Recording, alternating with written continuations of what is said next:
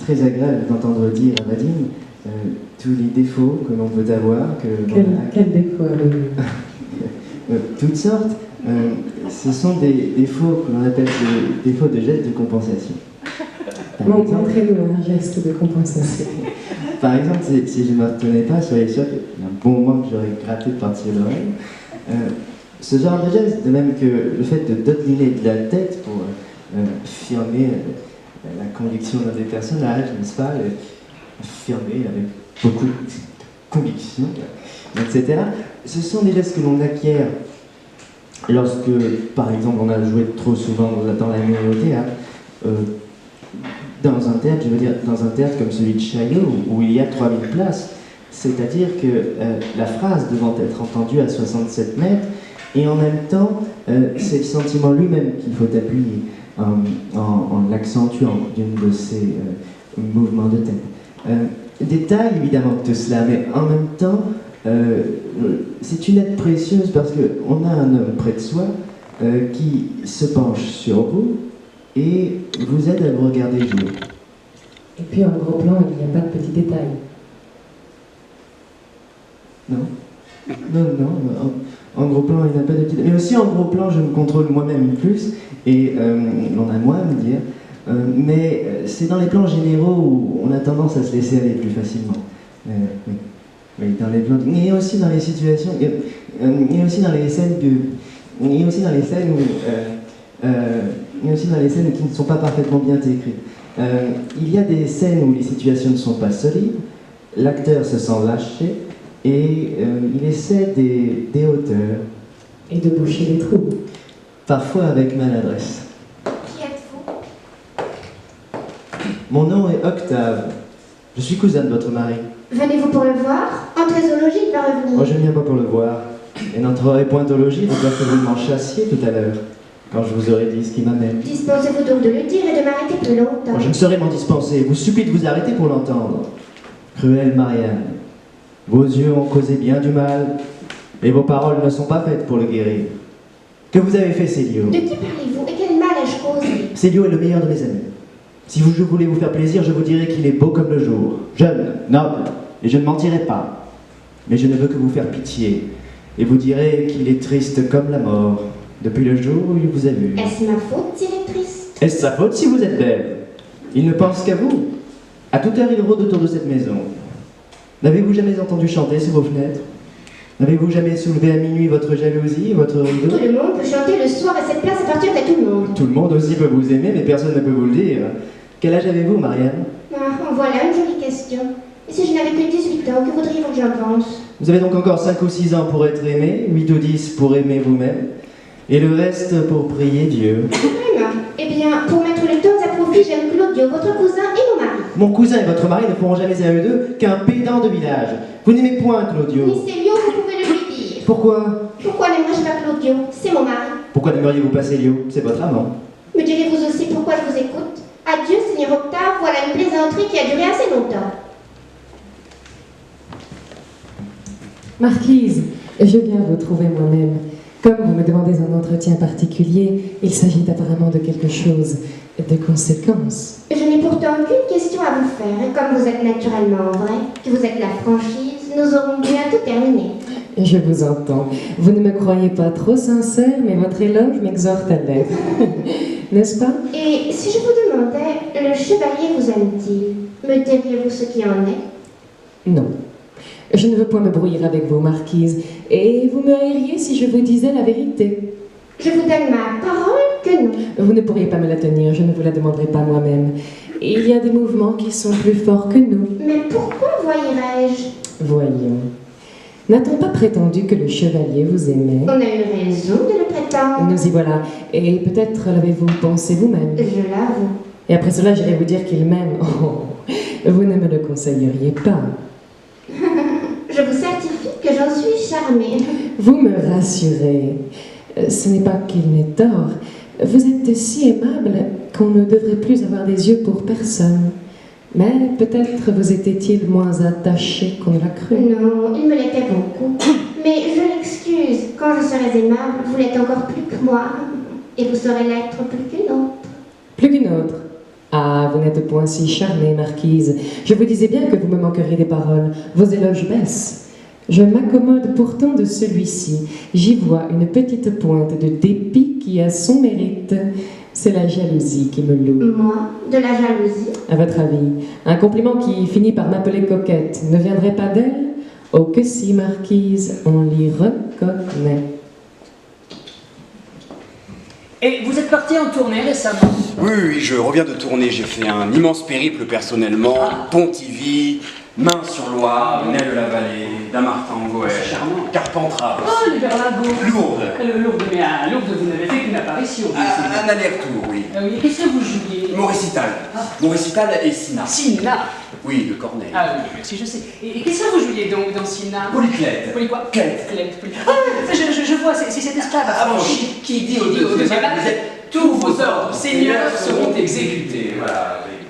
C'est pas commode, ça. Oh, c'est extrêmement délicat, Jean-Pierre, d'autant plus qu'il ne dit que cela pendant les 5 Ah, actes. que ça? Ah oui, c'est son seul vers, c'est son vers unique, c'est son vers... C'est solitaire. Oh non, ça c'est pas c'est pas Enfin, si vous voulez en faire quelque chose de vers, il faut en faire quelque chose de très condensé. Ah oui, il faut le ramasser. Voilà. Il faut le prendre de loin. Voilà. Vous le prenez de loin. Oh, de très très loin, du fond du plateau. Est-ce que je peux aller au fond du plateau? Je voudrais mimer ça. Mais je vous en prie. Alors, j'arrivais donc avec un immense élan tragique en prenant mon péplum de la main gauche jusqu'au trou du souffleur. C'est là d'ailleurs que le soir de la première, je me suis fait la cheville. Comment ça?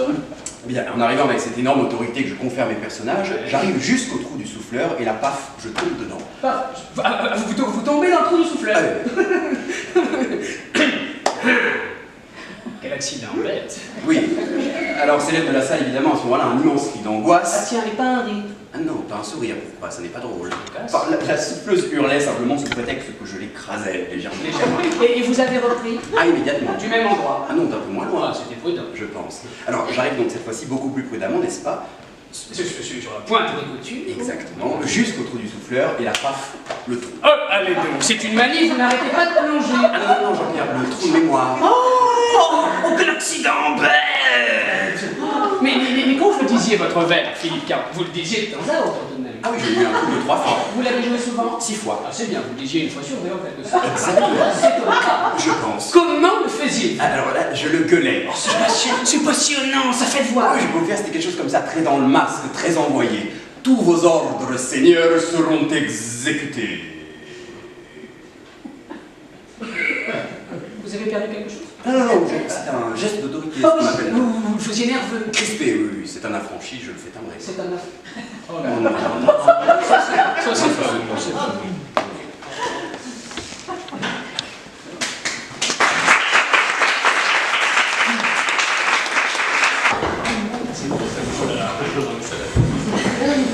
Dans la salle, on est peut-être plusieurs à avoir vu le spectacle, mais peut-être aussi plusieurs à ne pas l'avoir vu. Donc peut-être que ce serait intéressant pour vous que les comédiens et comédiennes éclaircissent un tout petit peu la manière dont ils se sont emparés des archives. Et en particulier, vous avez pu constater qu'ils reprenaient en fait des scènes et qu'ils avaient aussi fait tout un travail sur les voix qui consistait à reprendre la voix des comédiens qui interprétaient au TNP ces scènes-là. Donc est-ce que vous voudriez d'abord, pour l'auditoire, raconter un tout petit peu comment vous vous êtes saisi des archives, matériellement, mais aussi personnellement. Comment aussi peut-être vous avez choisi vos personnages en quelques... Voilà. Antoine, vous voulez commencer? On peut peut-être... Non, mais... alors je laisse, ça c'est bon. Bah, on est allé une première fois à Avignon pendant une semaine à peu près, dans les archives. Et là, on s'est documenté pendant tous les jours et on a chacun un peu choisi un comédien ou une comédienne. Et on a creusé dans les dossiers, et il y avait des archives audio, textuelles, etc. Et on a construit autour de ça.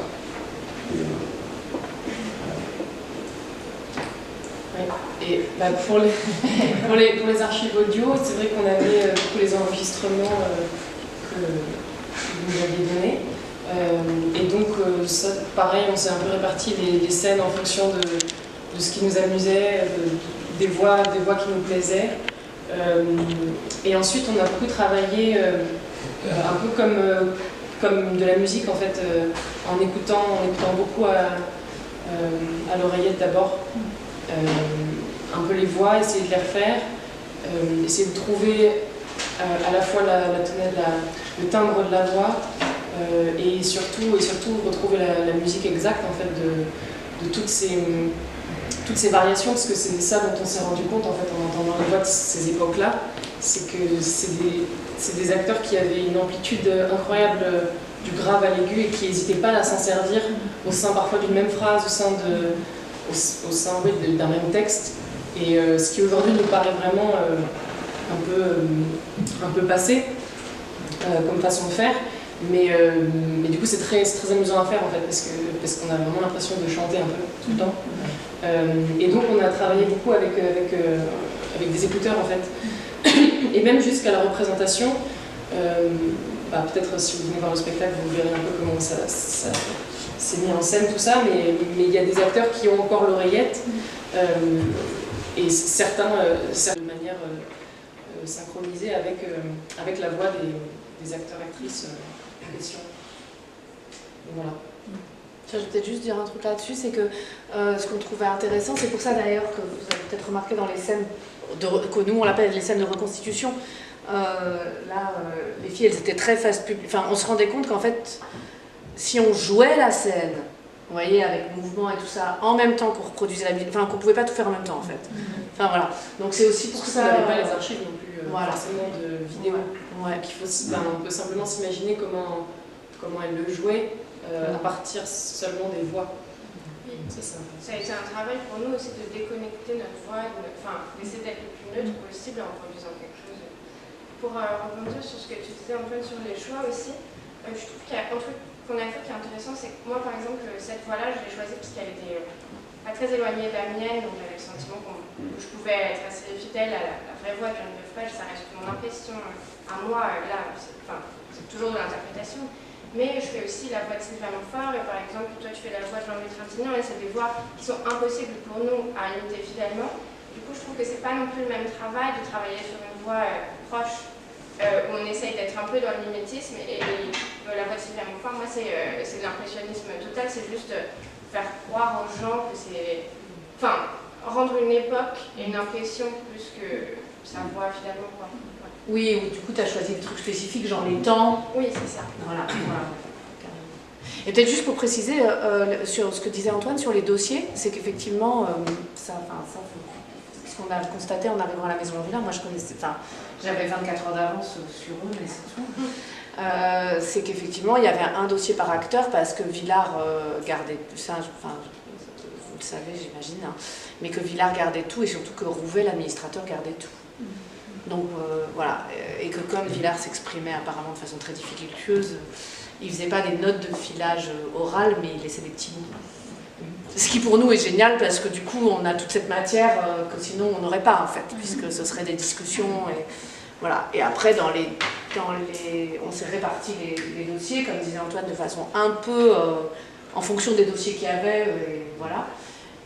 Et dans les dossiers des fois il y a un peu tout et n'importe quoi. Enfin, voilà. Parce qu'en fait, on peut peut-être préciser que l'inventaire les dossiers que vous avez examinés, ce sont en fait des dossiers qui ont été constitués a posteriori par Adrien Blancard. Absolument, ouais. Ça des archives, parce que l'inventaire n'est pas terminé, alors notamment sur Gérard Philippe, tout ça a été interrompu notamment par le Covid et par les travaux qui ont été à la Maison Jean Villard, mais il y a aussi beaucoup de choses qui sont pas classées. Par exemple, vous avez été frappé parce qu'il n'y a pas de dossier Monique Chomel, alors que ça a été une figure du TNP présente quasiment du début jusqu'à la fin, mais il n'y a pas non plus de dossier, je vais y aller travailler prochainement, Il n'y a pas de dossier journée de remis. Mm. Il y a deux trucs. Il y a deux, il y a deux petites notes. Mais il y a presque rien. En fait, je pense qu'il faut aussi distinguer le fait qu'il y a les archives de la maison Jean Vilar, ce sont les archives de Jean Vilar. Mais aux archives nationales, il y a les archives administratives du TNP. Et j'ai cru comprendre que d'après les inventaires, il y a des dossiers sur les comédiens. Donc peut-être qu'il y a un complément administratif, mais là purement administratif. C'est un truc de l'épisode 2, puisque dans l'épisode 2, on raconte l'engueulade entre Rouvet et Villard sur les archives. Oui,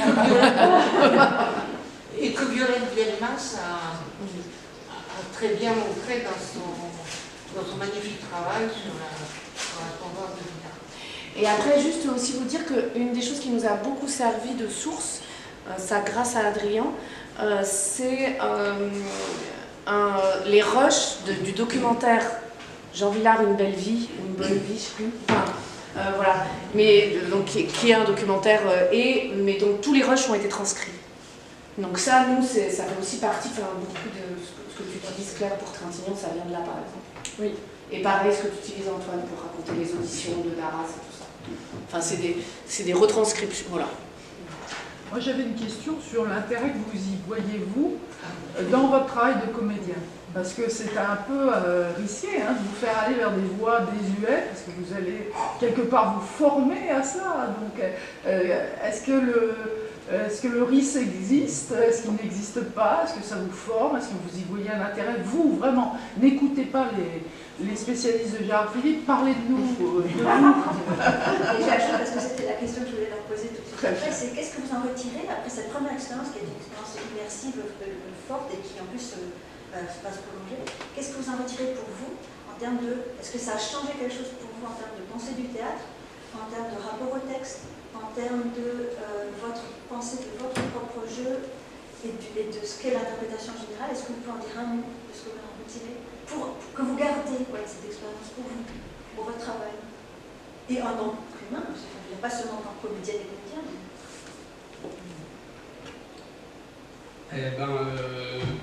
Pour nous, forcément, c'est hyper enrichissant déjà, ne serait-ce que sur la thématique et les recherches qu'on a fait déjà dans les archives, parce que c'est aussi notre passé en tant qu'acteur, actrice qui arrivons dans ce milieu-là. Donc c'est important de savoir aussi presque de quoi on est né, entre guillemets, quoi. Et en termes de pratique, clairement, sur les voix, tout ça. Pareil, je ne crois pas que ça va nous bloquer dans quelque chose, ou dans une voie sur d'autres trucs, parce que c'est aussi... on essaie de faire au mieux d'aller dans des univers très différents, et en fait c'est une découverte immense, c'est une autre palette de jeux qui s'offre à nous. Mais de la même manière qu'on pourrait avoir en faisant des voix, je sais pas, des trucs très fantastiques, invraisemblables, des voix très fluettes. C'est un truc c'est déformer sa voix et... Comment dire? Ouais, c'est autre chose encore. Enfin, on se dit, ah tiens, on découvre encore une nouvelle arme, quoi, qui peut servir. Et c'est hyper agréable. Et puis, je trouve que c'est désuet, oui et non, dans le sens où j'ai l'impression j'ai beaucoup entendu qu'avoir une identité vocale, c'était quand même quelque chose d'hyper chouette quand on est comédien, même aujourd'hui. Et il y a des actrices qui, moi, m'inspirent beaucoup. Aline Dermy, Juliane Brahim, c'est des actrices qui auraient pu, qui ont des voix qui ont beaucoup de similarité aussi avec ces voix-là et qui s'intègrent quand même très bien dans les spectacles contemporains. Pour moi, c'était travailler un outil, mais sans avoir trop peur de se retrouver en famille.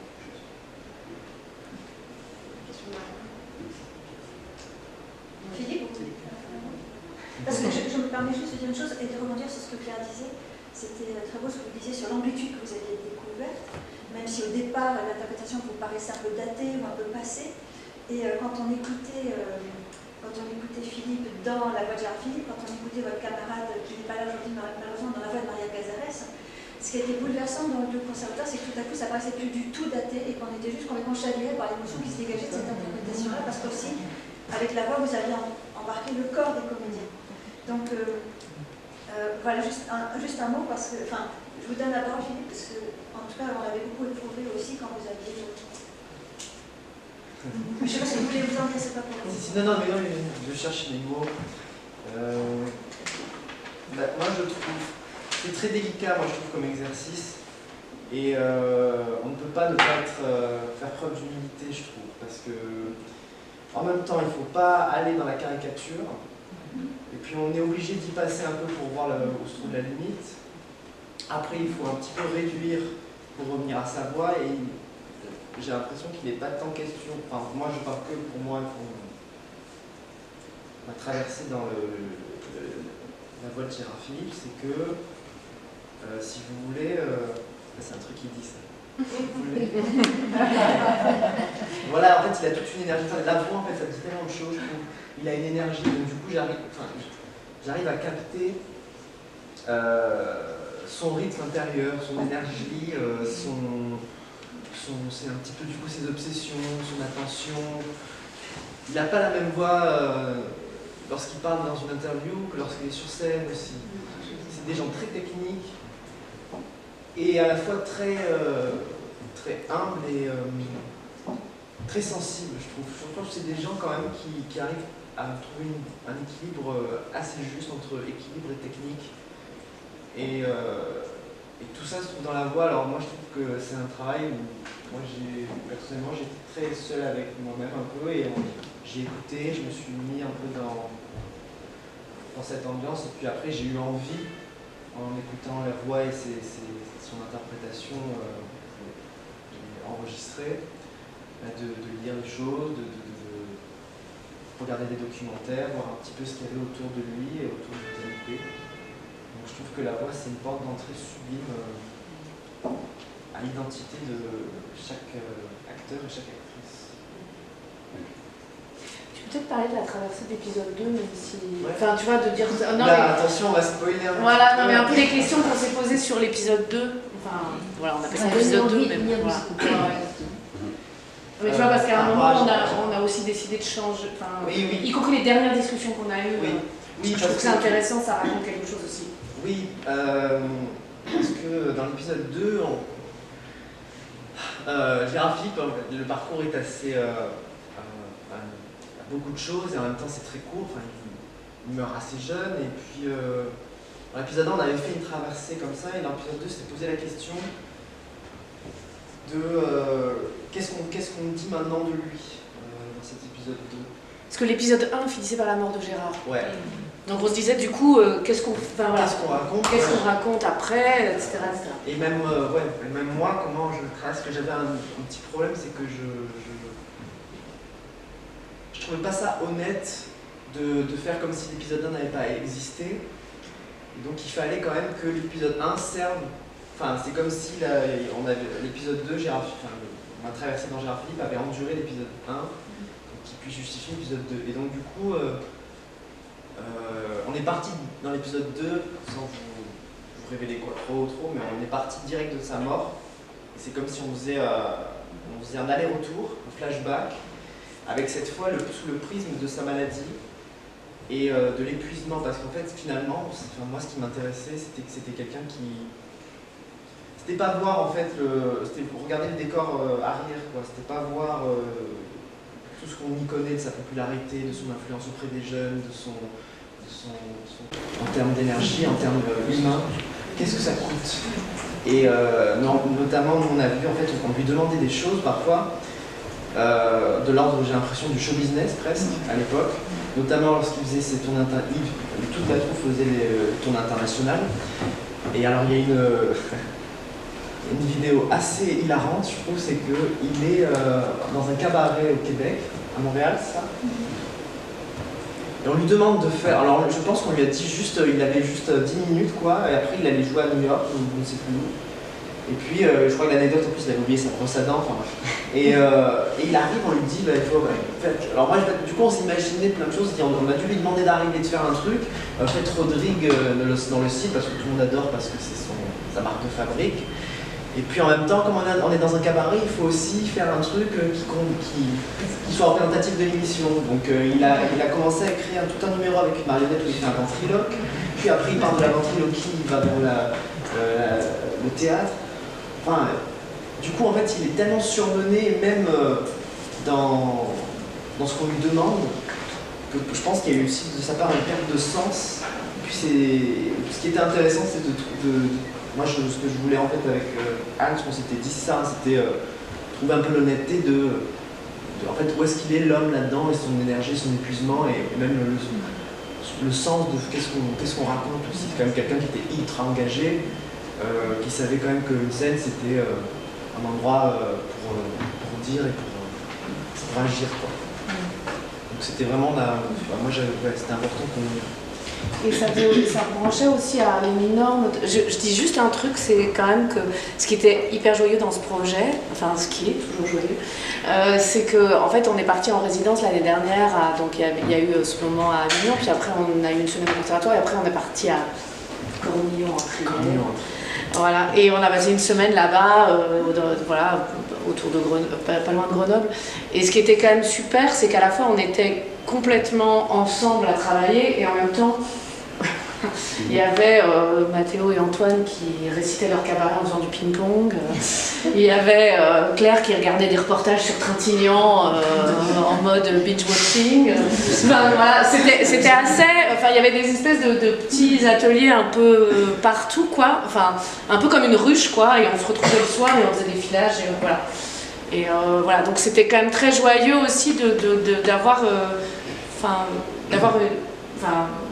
une appropriation directe des choses. Par exemple, l'émission du Canada, là, moi j'ai amené plein de matières, mais l'émission canadienne, c'est Claire et Philippe qui l'ont trouvée. Enfin, vous voyez, il y a quand même... après, moi je travaille souvent comme ça, mais on n'est pas arrivé avec genre le montage de textes existants, c'est vraiment elles et eux qui l'ont inventé. Pareil, le cabaret, c'est vous qui l'avez trouvé, les gars. Et après, voilà. Et après, et là, juste pour rebrancher avec ce que vient de raconter Philippe, Mathéo a fait un énorme travail sur Georges Perros. Voilà. Et du coup, c'était aussi un truc qu'on voulait raconter dans l'épisode 2, c'était le lien. Voilà. C'était aussi un peu une espèce de... Comment dire, d'hommage ironique, parce que comme on est programmé là cet été dans le cadre des Belles Heures des auteurs d'Arsena, on se disait que la question de l'auteur chez Villard, c'est quand même toujours une question, quoi. À la fois il l'a cherché, il l'a jamais trouvé, il en avait un sous la main à qui il demandait de faire des fiches. Enfin, bon, voilà, donc on voulait raconter quelque chose avec ce paradoxe-là. Bon, puis après moi je suis douarneniste, donc j'ai aussi une affection particulière pour Georges Perros. Voilà, voilà. Mais du coup, voilà, juste pour dire que Mathéo a fait un énorme travail sur les lettres de Perros, vous avez aussi fait tous les deux un travail énorme sur les fiches, lesquelles on choisit et tout ça. Enfin voilà, du coup c'était aussi une chose qu'on voulait raconter dans le parcours, une chose après encore une fois les spectacles ils parlent pas du tout nous, notre angle c'était pas du tout que Gérard Philippe, mais en tout cas là dans le parcours de Gérard Philippe il y a aussi cette chose en creux avec le rapport à Perros qui est vachement important en fait. Enfin, et y compris, et d'ailleurs puisque je sais que vous, votre objet c'est aussi Gérard et Anne, enfin on a passé beaucoup de temps avec ce livre qui est ce livre merveilleux où il y a les correspondances de Perros avec Gérard puis Anne, et comment ils se sentent pas du tout capables d'aller à l'hommage au TNP, enfin voilà, donc je trouvais que c'était chouette. C'est juste une petite anecdote. Georges Perros a résidé longtemps dans la maison de Cergy. Mais il en parle dans les lettres. Ouais. C'est là où il a écrit justement. Ouais, complètement. Et sur l'épuisement de Gérard Philippe, que vous avez parfaitement senti, non seulement, disons, c'est quelque chose, quand on travaille longtemps sur les archives, on s'aperçoit que c'est probablement de ça qu'il est mort avant tout, c'est que Villard lui-même, dans certaines de ses notes, dit « Je suis un assassin, j'en demande trop à Gérard ». Et en même temps, le lendemain, il lui envoie des notes d'une dureté incroyable. Donc là, vous avez eu un ressenti. Sachant que Jean Villard était lui-même aussi toujours dans un rythme effréné aussi. Ah bah oui, mais par exemple, la première fois que Cazares joue à Avignon, c'est l'événement parce qu'ils ont tout fait, Gérard Philippe et Jean Villard, pour la faire venir, parce qu'elle n'a aucune envie de venir. Elle a être esclave. Et qu'est-ce qui se passe? Villard est hospitalisé et il est très malade. Et c'est Gérard Philippe qui fait la mise en scène qui était prévue par... Et il y a des choses très marrantes dans la... Bon, ça vous êtes pas dans ce moment de le lire. Il y a des choses très marrantes là-dessus dans la correspondance de Maria Casares à Albert Camus, où elle raconte... Il y a des pics, hein, à l'égard de Villard. Elle l'appelle Toutou. C'est affectueux. Et en même temps, si ça vous intéresse, dans les archives ici, il y a toute la correspondance de Villard à Casares qui montre qu'il était carrément fou amoureux d'elle. Et de le début. Question de ça, et Monique.